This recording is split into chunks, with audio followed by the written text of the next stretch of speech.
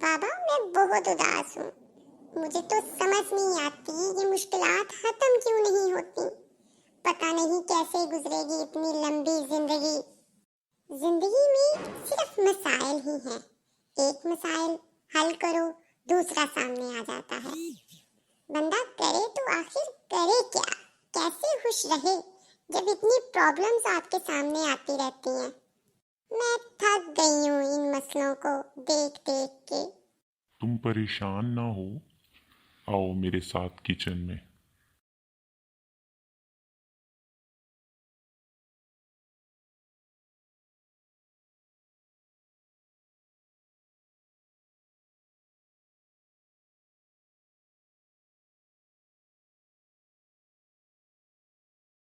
ये आप क्या कर रहे हैं बाबा? इन सबको बॉईल होने दो, फिर तुम्हें बताऊंगा। चलो आओ, हम बाहर इंतज़ार करते हैं तब तक ये बॉईल हो जाएं।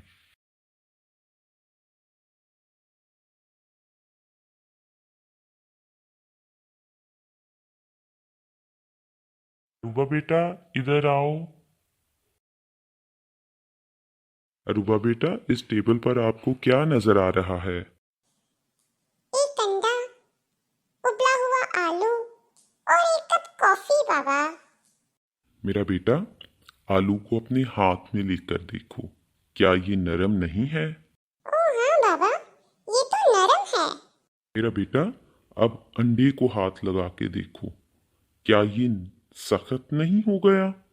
जी बाबा, ये तो उबलकर सख्त हो गया है। और अब ये कॉफी का कप का सिप लेकर देखो। ओ देखो बाबा, बेटा, ये तो बहुत मजे आलू, की है। अंडे और कॉफी के बीन्स को, तीनों को एक जैसी मुसीबत का सामना करना पड़ा।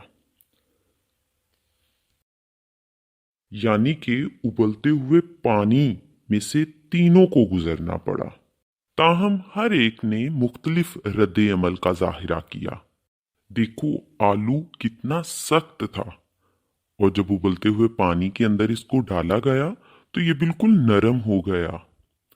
अंडा कितना लिक्विड जैसा नरम होता है और बाहर का छिलका उसे महफूज किए होता है।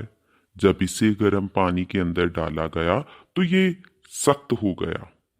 ताहम कॉफी के बीन्स, उन्हें जब पानी के अंदर डाला गया तो उन्होंने पानी को तब्दील कर दिया और खुद पानी के अंदर हल हो गए, और कितना अच्छा जायका बन गया पानी का।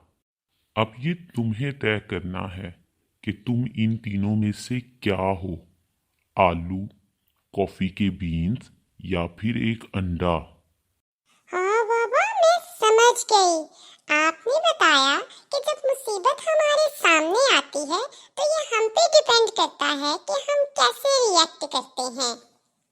चाहे तो उसको सर पे सवार कर लें और चाहे तो उसको समझदारी से हल करें और ये सोच लें कि मुसीबतें जिंदगी का हिस्सा हैं।